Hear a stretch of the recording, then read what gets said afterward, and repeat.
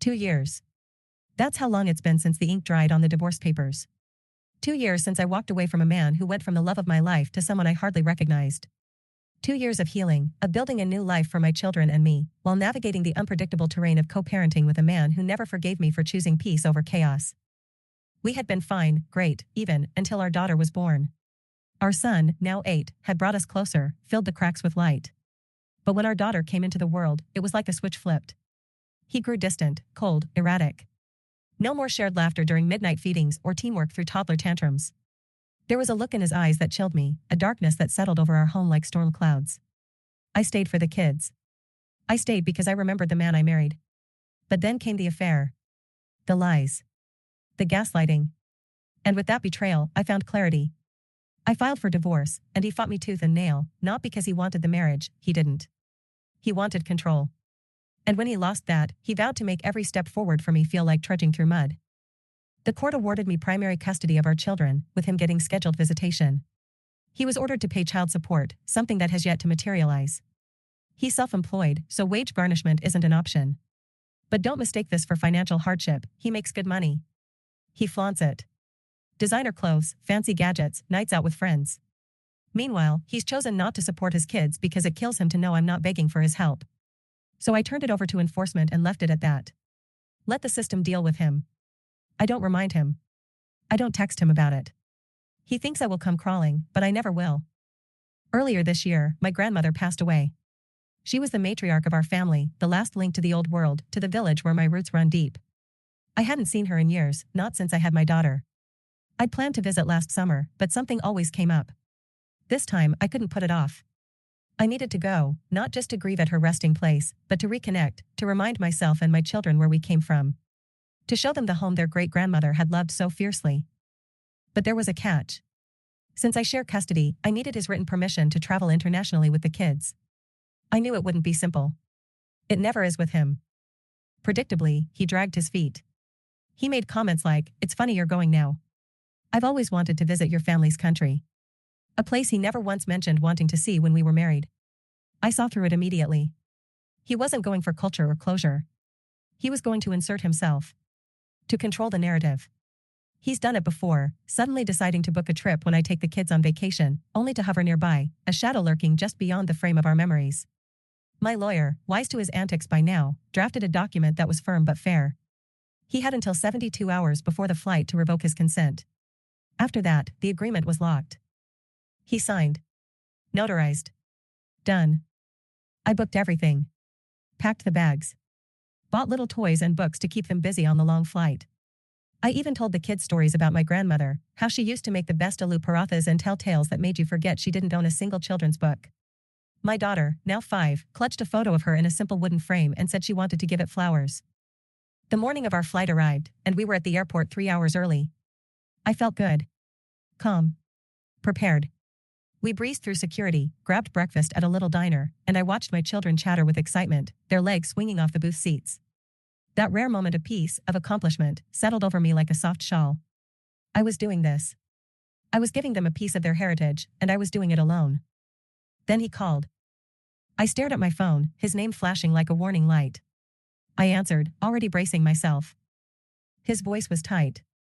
Controlled rage. They wouldn't let me on the flight. I blinked. What? My passport's been revoked. Because of child support. He spat the last words like poison. A beat passed. I had suspected it. The enforcement office had warned that it was likely, given how far behind he was. But hearing it out loud. I'm sorry to hear that, I said evenly, my hand trembling slightly as I motioned to the kids to finish their juice. Well, since I can't go, I'm not giving you permission to take them. I stood slowly, my heart pounding. You can't revoke it now. We're past the 72-hour window. You signed the agreement. I'm going to tell airport security you're kidnapping my children. I closed my eyes. Do what you think is necessary. And he did. He actually called them. 2 uniformed officers met us at the gate, asking calm but firm questions. I handed them the notarized documents, my passport, the children's birth certificates. They reviewed everything, and one of them, a kind older man, gave me a look that said he knew exactly what was happening. You're good to go, ma'am, he said, giving my daughter a smile and waving us through. As I turned off my phone on the plane, it buzzed with a flurry of notifications. Missed calls. Voicemails. Texts that grew increasingly unhinged. I ignored them all. But in the air, I couldn't ignore the quiet hurt that bubbled beneath my pride. I hadn't told him to check his passport. I could have. I didn't know for sure that it was revoked, but I'd had a feeling. Maybe I should have warned him. Maybe I was too focused on making this trip happen, too tired of carrying the emotional labor for both of us.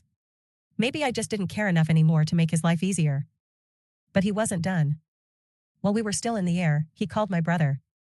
They've always been close, my ex and my brother. They met through work before I ever came into the picture, and some loyalties die hard. By the time we landed, I had a voicemail waiting, my brother calling me cruel. Saying I should have told him. That he had every right to be there too. That I knew and didn't say anything. That this wasn't just my goodbye, it was the kids' goodbye, and I took that from him. I cried in the hotel bathroom that night. Quietly. So the kids wouldn't hear. Not because I regretted taking them, but because I hated that even now, even after divorce, he could still find a way to twist a beautiful moment into something bitter. My mother, ever the rock, told my brother to stay out of it. Told him it wasn't my job to manage a grown man's responsibilities or open his mail for him. But others in the family, cousins, aunts, began to murmur. Maybe I should have said something. Maybe it was wrong not to. But here's what they don't see. He never planned to share the trip. He never asked to. He didn't book anything with us. Didn't coordinate. Our itineraries were separate from the start. The document clearly stated it was just me and the kids. It was always going to be that way. He didn't want to go to see her grave. He wanted to follow me. He thought he could show up, make a scene, find a way to inject himself into something sacred. He thought he could make it about him. And when that failed, when the control slipped through his fingers, he lashed out. I'm not perfect. I won't pretend I didn't feel a little vindicated when I realized he wouldn't be able to follow. I won't say a part of me didn't enjoy the rare moment of consequence he finally faced for his actions. But I'm tired. Tired of walking on eggshells. Tired of making space for a man who has never once prioritized his children over his ego. Tired of feeling like I owe him anything just because he could have been the father he promised he would be. So, am I the AH for not telling him to check his passport? Maybe. Maybe not. But I'm the mother who got on that plane. Who took her kids to say goodbye. Who let them lay flowers on a grave and hear the stories of a woman who shaped our family. I gave them that moment, even if I had to block out the noise to do it. And if that makes me the villain in someone else's story, so be it. I'd rather be the villain than the victim.